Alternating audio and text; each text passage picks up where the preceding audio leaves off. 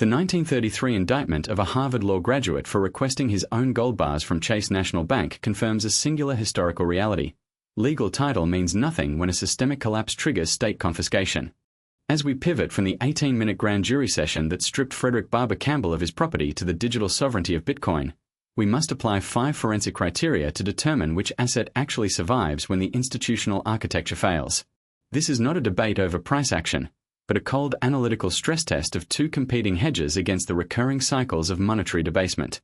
Imagine the visceral shock of discovering that the vault door protecting your life's work has been transformed into a one-way mirror for the state.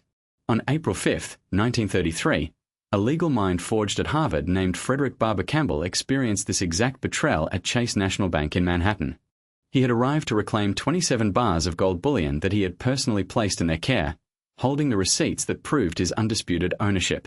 Yet, under the authority of Executive Order 6102 signed by Franklin Roosevelt, the bank transitioned from a guardian to a gatekeeper.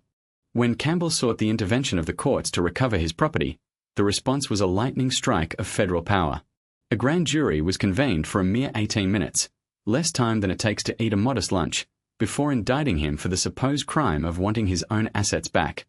The prosecution was led by Thomas Dewey, an ambitious young assistant U.S. attorney who would eventually seek the presidency twice. Campbell never saw his gold again, illustrating a brutal truth. When the state decides to rewrite the rules of the game, a bank vault becomes a trap rather than a sanctuary. It is like realizing the lighthouse you used for navigation is actually a siren calling you toward the rocks. Fast forward 9 decades, and we find ourselves at the intersection of this historical trauma and a digital alternative known as Bitcoin. Proponents of this new asset class argue that it represents a breakthrough in sovereignty, claiming it is immune to the seizure, freezing, and confiscation that stripped Campbell of his wealth. Our objective here is not to peddle dreams or engage in market speculation. We operate strictly as historians investigating the forensic record of human exchange. We must ask a question that many investors ignore during times of prosperity.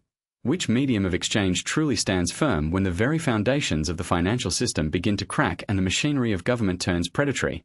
Before proceeding, it is vital to state that our analysis serves as a historical autopsy, not financial guidance. We are not brokers, and you should perform your own rigorous due diligence and speak with a professional advisor before committing any capital. To evaluate these competing stores of value, we apply a framework derived from 4 distinct periods of systemic ruin: the debasement of the Roman currency, the inflationary silver flood of the Spanish Empire, the volatile dollar crisis of the 1970s, and the 1933 American gold seizure. From these ruins, we can distill 5 essential criteria. First, can the asset withstand direct government confiscation? Second, does it remain viable if the institutions supporting it vanish? Third, can it preserve your purchasing power over a span of decades rather than mere months? Fourth, can it operate effectively without requiring you to trust a third-party counterparty? Finally, can it be stored entirely outside the existing financial architecture? Focusing on the first test of confiscation, we must look at the data beyond the walls of the banks. While the Campbell case shows the danger of centralized storage, history suggests a different outcome for those who opted for autonomy. In the seminal work A Monetary History of the United States, a text of immense scholarly rigor written by Milton Friedman and Anna Schwartz, the numbers tell a fascinating story. They estimated that roughly only 25%, or 1 in 4 gold-owning Americans, actually complied with the order to surrender their holdings. This suggests that while the government can easily seize what it can see within the system, the remaining 75% chose a path of private defiance. Does this mean that the physical nature of an asset is its greatest weakness or its ultimate defense when the law changes overnight? When the state reached into the pockets of its citizens in 1933, it only managed to grab what was already sitting on the counter. History shows that a staggering 75% of gold owners simply ignored the mandate. Only 25%, or 1 in 4, actually handed over their wealth. Because there were no aggressive door-to-door sweeps or home invasions to enforce the law, the gold that remained out of the line of sight stayed exactly where its owners intended. This reveals the primary forensic takeaway from that era.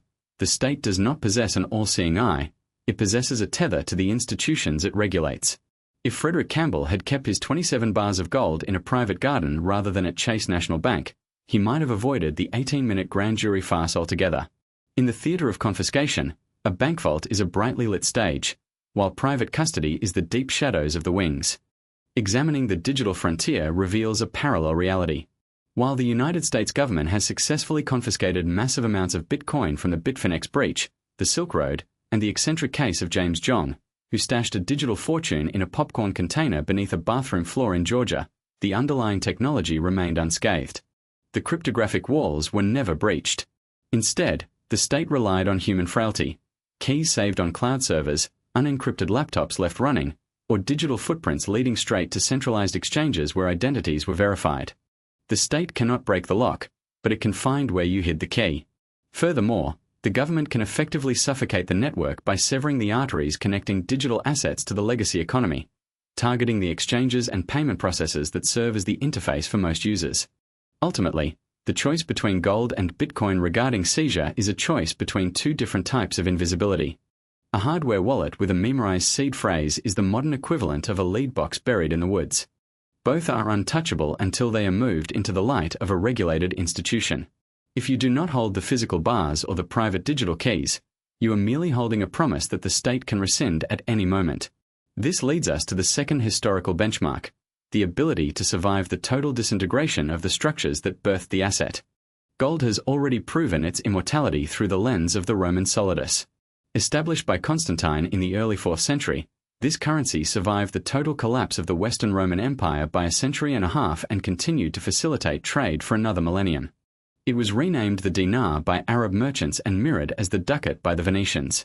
The institutions turned to dust, but the yellow metal remained a universal language of value. Gold is an autonomous financial battery that requires no grid, no internet, and no central authority to stay charged. It is the only asset in the human record with a price floor that has never touched zero. Contrast this with the origin of its digital rival. Bitcoin was forged in the fire of the 2008 financial meltdown. Exactly 6 weeks after the fall of Lehman Brothers in the autumn of that year, Satoshi Nakamoto unleashed a white paper designed to replace the crumbling pillars of traditional banking. The very first block of the chain even carries the scar of that era, immortalizing a newspaper headline about the chancellor being on the verge of a second bank bailout. Satoshi Nakamoto released the Bitcoin white paper in the autumn of 2008, 6 weeks after Lehman Brothers filed for bankruptcy. Hidden in a monetary history of the United States, which is not a gold dealer's brochure, it is the most rigorous monetary history ever written. The forensic evidence demands we scrutinize whether a digital asset can truly weather the storm of systemic disintegration, or if it has simply been lucky enough to avoid the ultimate gale. To find the truth, we must pick through the wreckage of the structures built to house it. Consider the ruins of Mt. Gox. By February 2014, this entity, which once moved the lion's share of global Bitcoin volume, froze all exits and spiraled into bankruptcy. The fallout was devastating. More than 100,000 creditors watched their holdings vanish into a black hole. One victim, a London-based developer named Colin Burgess, took his desperation to the streets of Tokyo. He spent 7 days standing in the falling snow outside an office in Shibuya, clutching a cardboard sign that asked a hauntingly simple question: MTG, where is our money? While Burgess froze on the pavement, the legal system eventually handed Mark Karpels, the man at the helm, a suspended sentence, a conviction that carried the weight of 0 actual prison time. This pattern of institutional rot repeated with a more modern clinical precision in November 2022 when the FTX empire under Sam Bankman-Fried disintegrated. The human cost was captured in a gut-wrenching letter sent to the Department of Justice by a man who had moved his entire life savings into the exchange just 3 months before the lights went out. He described a family in total collapse, stating that his whole life had been destroyed, he had 2 young children to provide for, and his wife had become suicidal and deeply depressed. While Bankman-Fried eventually received a 25-year prison sentence, the underlying cause of the disaster remained the same. John J. Ray III, the veteran liquidator who famously navigated the Enron bankruptcy, observed that FTX represented an absolute vacuum of corporate oversight, managed by individuals who were fundamentally incompetent regarding the stewardship of other people's capital. When we peel back these layers of human failure, the forensic record reveals a stark dichotomy.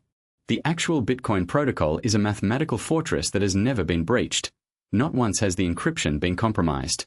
Every headline-grabbing disaster has been a failure of the surrounding scaffolding, not the foundation. Using a different lens, we see that Bitcoin sitting on an exchange is essentially a digital receipt, a ghost of the asset that is vulnerable to the whims and frauds of its keepers. Conversely, Bitcoin in self-custody is a sovereign vault that answers only to you.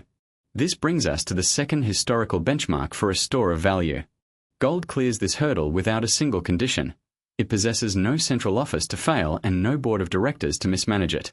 It is a physical reality that simply exists.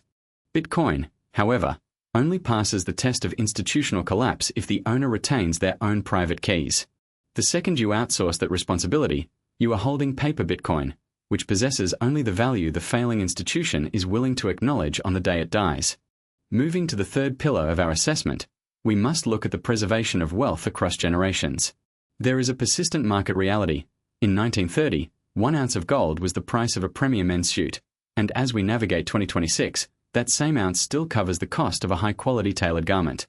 This is backed by economist Roy Jastram, who meticulously documented 2 centuries of primary market data to show that while fiat currencies like the pound and the dollar have been hollowed out since the gold standard was abandoned, the yellow metal has remained remarkably resilient. But here is what the gold advocates do not always tell you. In 1980, fear was at a peak and everyone was buying gold. Contrast this with the trajectory of Bitcoin, which emerged in 2009 with a valuation so microscopic it defied standard economic notation. Since its inception, it has charted a course of unparalleled appreciation, outstripping every other asset class in the annals of finance. Yet, this ascent has been anything but smooth. It has been defined by 4 distinct, bone-shaking collapses where more than 75% of its market value evaporated. In each instance, critics prepared an obituary, only for the asset to stage an asymmetric recovery and punch through to a new all-time high. Is this the birth of a new monetary standard discovering its value through a series of violent, real-time feedback loops? We must remain humble. 16 years of existence is a mere blip on the radar of human civilization. It is a single data point, not a full historical proof, and anyone claiming absolute certainty about its long-term stability is ignoring the unpredictability of the forensic record. Mathematically locked at a maximum of 21 million units, the core protocol of this digital network is a fortress that has remained unbreached through 16 years of constant operation. Any attempt to dilute this scarcity would require a consensus from the majority of the global network, a feat that has been attempted but consistently repelled by the decentralized community. Yet, there is a massive chasm between the protocol and the platforms where many store it. If you keep your holdings on a centralized exchange, you are not holding the asset, you are holding a promise. Just as a paper receipt for gold is only as good as the bank behind it, the collapses of Mt. Gox and FTX demonstrate that these claims can instantly evaporate to zero when the intermediary fails. This is the ultimate lesson in counterparty risk. A digital ghost of an asset provides none of the protection of the asset itself. Beyond institutional fraud, the digital realm possesses a unique, terminal vulnerability that gold simply cannot replicate. In the world of self-sovereign finance, you are the only one holding the keys to the vault. If you lose that access, there is no customer support line to call and no master key held by a central authority. The encryption is an absolute wall. This reality is hauntingly illustrated by the case of Stephen Thomas, a programmer who received a massive Bitcoin payment in 2011 for producing an explanatory animation about the technology. He secured his private keys on an encrypted USB drive and jotted the password on a slip of paper. When that paper vanished, he was left with a drive that permits only 10 guesses before it permanently wipes its data. To date, Thomas has failed 8 times. With only 2 attempts left, he remains paralyzed, unable to face the finality of a wrong guess even while the drive holds a peak market fortune. This is the mathematical equivalent of a ship sinking into a bottomless trench. While a flooded vault might leave the gold tarnished but intact, a lost private key leaves the Bitcoin permanently frozen in a void. A staggering portion of the total supply is already estimated to be trapped in this digital purgatory. The fifth and final benchmark concerns the very air the asset breathes. Gold is the only financial instrument that is truly environment independent. It has been recognized as a standard of value by every human civilization that has ever walked the earth, from the bustling markets of 17th century Seville to the mud brick stalls of ancient Mesopotamia. It requires no power grid, no satellite link, and no understanding of complex mathematics to be accepted as payment. It is a universal language of weight and purity. Bitcoin, by contrast, operates under a condition of systemic permission. It is tethered to a digital infrastructure that the state can manipulate. While you may hold the keys, the government maintains control over the regulatory bridges that allow you to convert those keys into something you can actually spend. By targeting the banks that link the digital network to the broader economy, or by simply regulating the underlying infrastructure into a corner, the state can effectively silence the asset. Gold is the only medium that has been accepted as payment in every civilization in recorded history. Whether the banks that connect it to the dollar economy are allowed to operate. Whether the government of the day decides.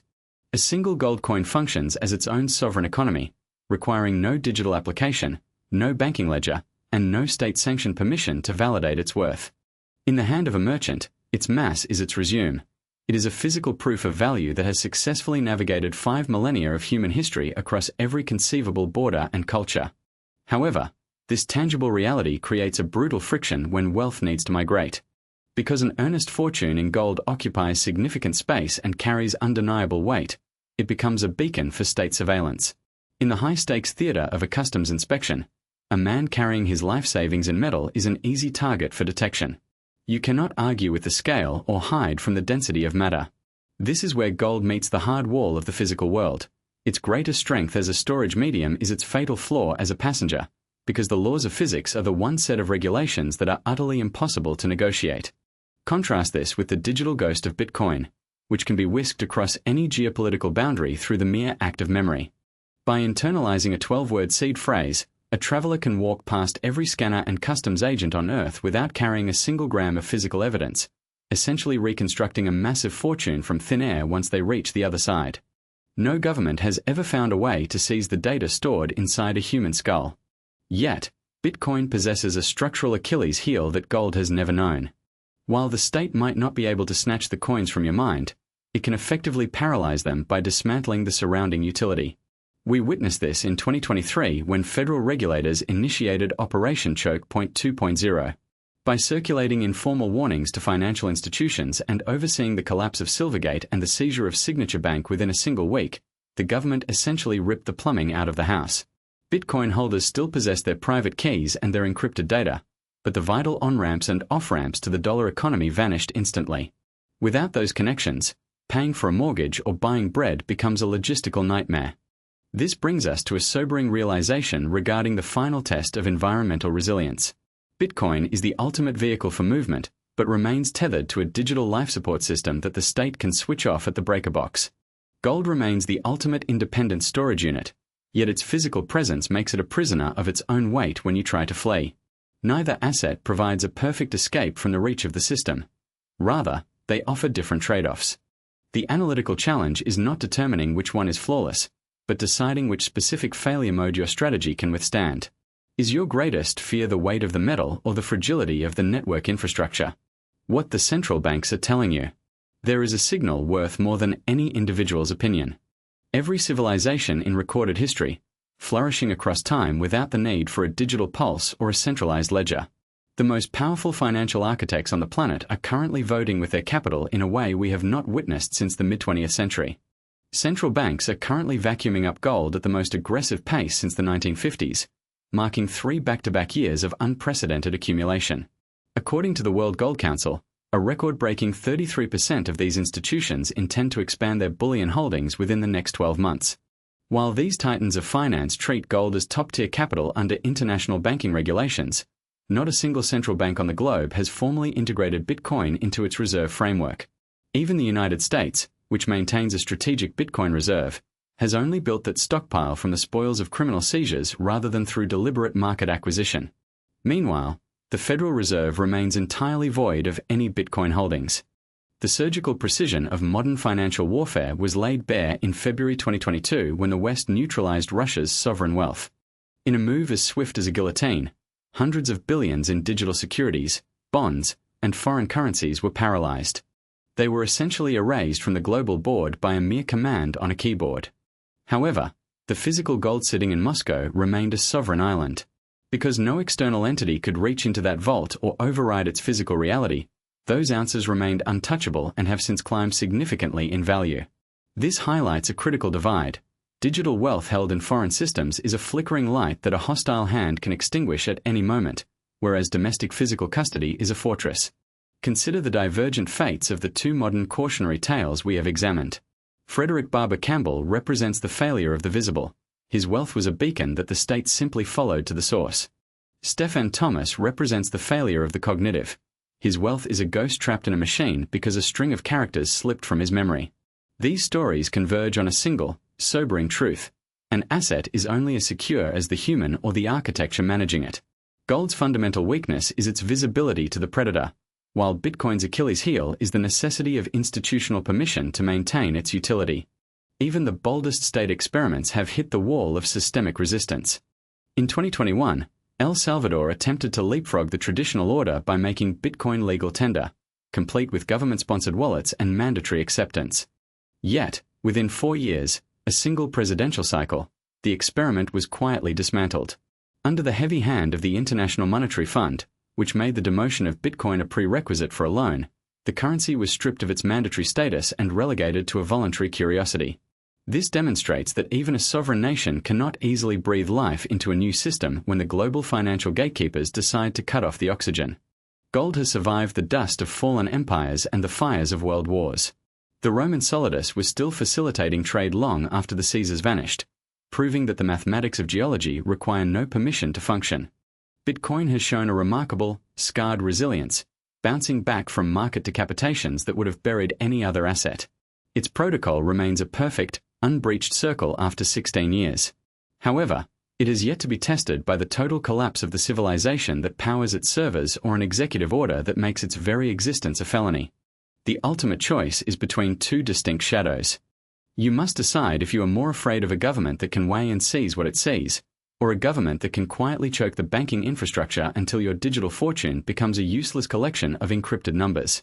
One threat is a physical raid, the other is a digital exile. History has a long memory of both tactics, and as we look toward the horizon of 2026, the forensic record suggests that the architects of the old world are still betting on the metal that requires no password and no permission to exist. Finality in finance is not found in the abstract. It is found in which of these systemic failures you are better equipped to survive when the next cycle of history begins.